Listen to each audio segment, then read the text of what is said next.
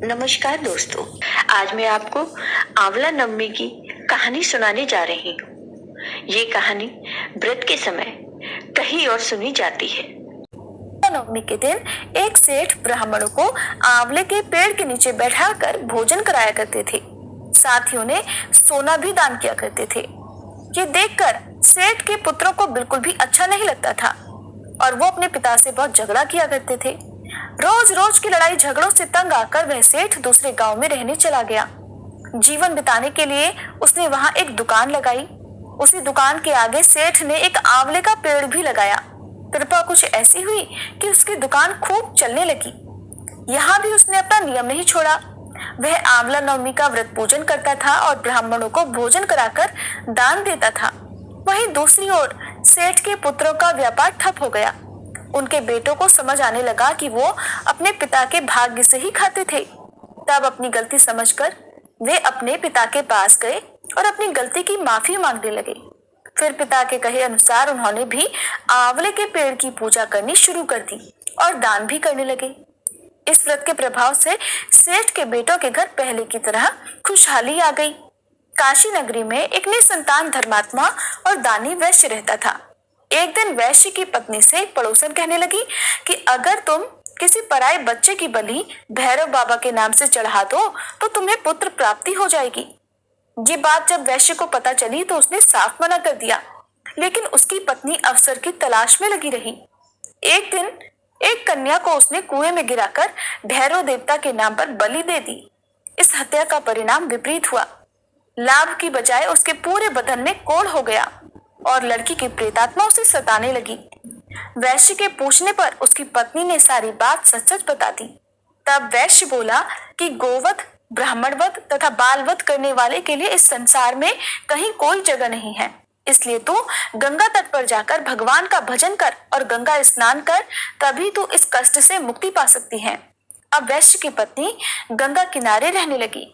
कुछ दिन बाद गंगा माता एक वृद्ध महिला का वेश धारण करके उसके पास आई और बोली, अगर तुम मथुरा जाकर कार्तिक नवमी का व्रत तथा आंवले के वृक्ष की परिक्रमा और पूजा करोगी तो ऐसा करने से तेरा यह कोढ़ दूर हो जाएगा।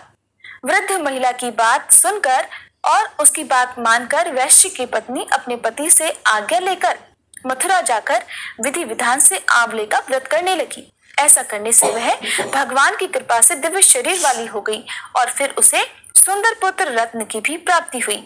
पौराणिक कथा के अनुसार एक बार भगवान विष्णु कई हजार वर्षों तक घोर युद्ध करने के पश्चात थक गए और फिर अपने वैकुंठ धाम में आकर समाधि लगाकर अपने धनुष के सहारे सो गए।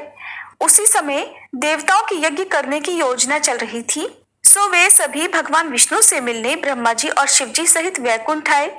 वहां उन्होंने देखा कि भगवान विष्णु तो गहन निद्रा में लीन है। सोए हुए को नहीं जगाना चाहिए, ये सोचकर वह सभी खड़े हो गए। किंतु बहुत देर के बाद भी भगवान विष्णु जब निद्रा से नहीं जागे, तब उन्होंने सोच विचार कर भगवान विष्णु को जगाने का निर्णय किया। तब ब्रह्मा जी ने कीड़ा उत्पन्न किया और उसे भगवान विष्णु को जगाने के लिए कहा। यह काम करने से भविष्य का भाग मिलेगा। ये सोचकर उस कीड़े ने धनुष की रस्सी काट डाली। धनुष की रस्सी कटते ही एक भयानक शब्द हुआ और चारों ओर अंधेरा छा गया। कुछ समय के बाद जब धीरे धीरे अंधेरा छटा तो देवताओं ने देखा कि भगवान विष्णु का सिर उनके शरीर पर नहीं है। तब तो देवता अत्यंत चिंतित और भयभीत हो गए। देवताओं को चिंता मगन देखकर ब्रह्मा जी ने कहा कि देवताओं, चिंता ना करो। संसार में जो कुछ भी होता है कुछ न कुछ कारण से ही होता है और यहाँ पर बिना कारण कोई कार्य नहीं होता। हम सभी देवी पराशक्ति की आराधना करेंगे और अवश्य ही वे इस समस्या का समाधान करेंगी। ऐसा कहकर ब्रह्मा जी ने सभी वेदों को देवी की स्तुति करने का आदेश दिया। जब वेदों ने देवी की स्तुति की तो देवी अत्यंत प्रसन्न हुई और फिर एक आकाशवाणी हुई। आकाशवाणी ने कहा, देवताओं, मैं वेदों की स्तुति से अत्यंत प्रसन्न हूँ। आप लोगों को चिंता करने की कोई आवश्यकता नहीं है। भगवान विष्णु का जो सर कटा है इसके दो कारण हैं। पहला तो इन्हें एक बार लक्ष्मी जी ने कह दिया था कि आप बिना सिर के हो जाओ, क्योंकि लक्ष्मी जी को देखकर भगवान विष्णु हंस रहे थे। दूसरा कारण है हयग्रीव नाम के दैत्य का अंत करना। हयग्रीव नाम का एक दैत्य है। इसने अन्न जल सब कुछ त्याग कर 1000 वर्षों तक मेरी तपस्या की थी। उस समय इस दैत्य ने अपनी सारी इंद्रियों को अपने वश में कर लिया था और केवल मेरे एक बीजाक्षर मंत्र का जाप करता था। इसने मेरे तामसी रूप के दर्शन पाने के लिए ऐसी घोर तपस्या की।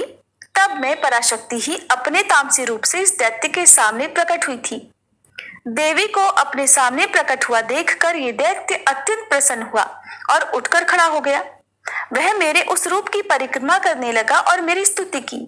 तब मैंने उससे मनवांछित वर मांगने के लिए कहा और उसने कहा, देवी मैं अमर होना चाहता हूँ।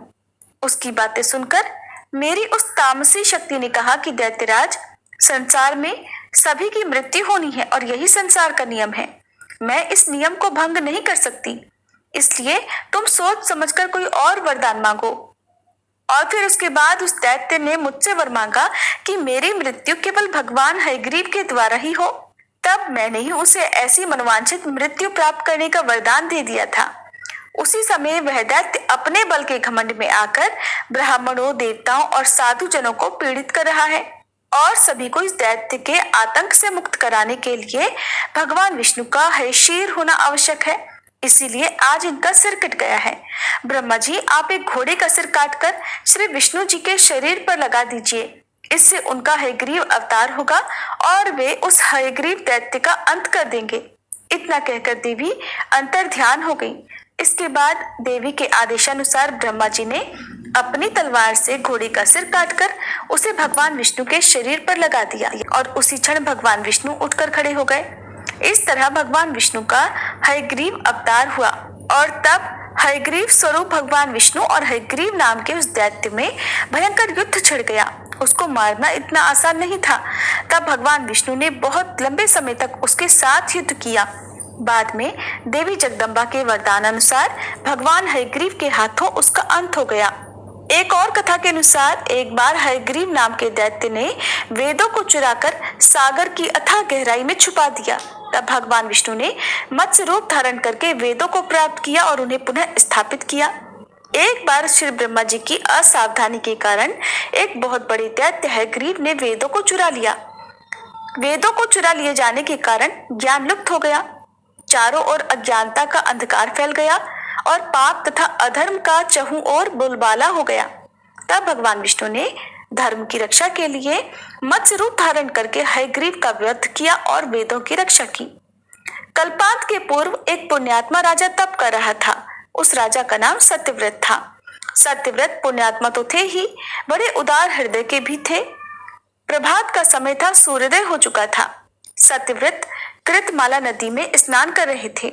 उन्होंने स्नान करने के बाद जब तर्पण के लिए अंजलि में जल लिया तो एक छोटी सी मछली भी जल के साथ साथ उनकी अंजलि में आ गई।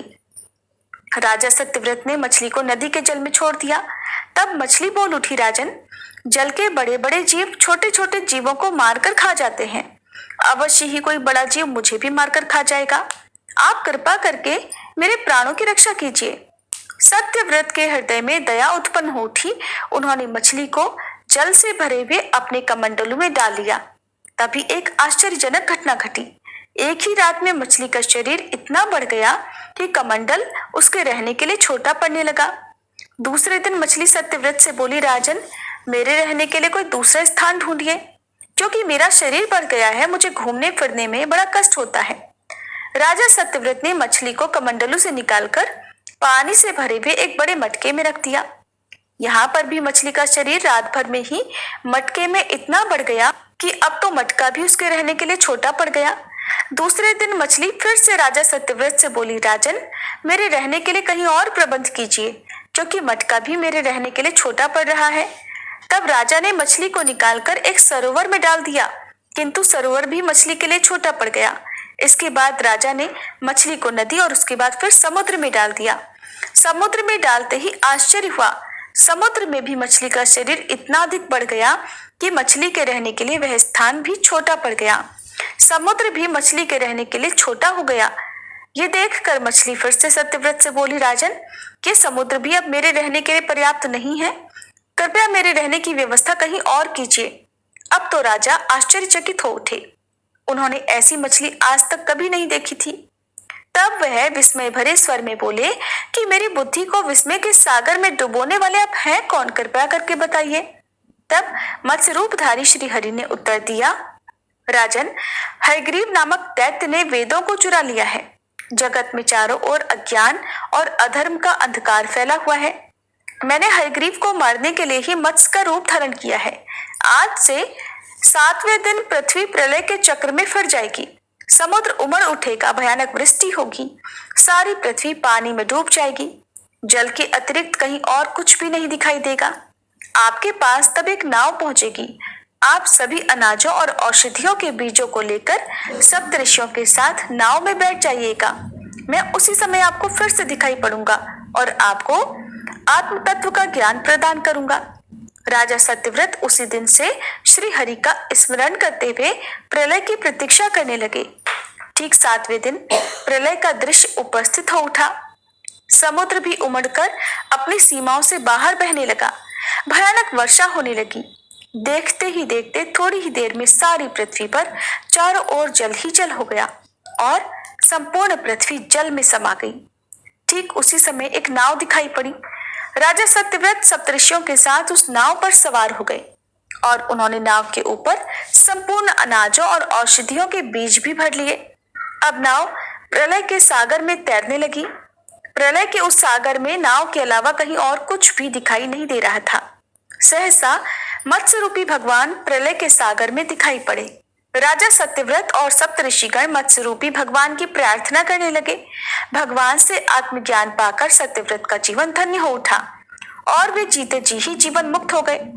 प्रलय का प्रकोप शांत होने पर मत्स्य रूपी भगवान ने हयग्रीव को मारकर उससे वेद छीन लिए और फिर भगवान ने ब्रह्मा जी को पुनः वेद दे दिए।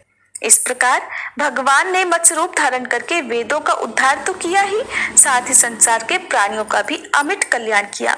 प्रेम से बोलिए मत्स्य भगवान की जय। श्री विष्णु भगवान की जय।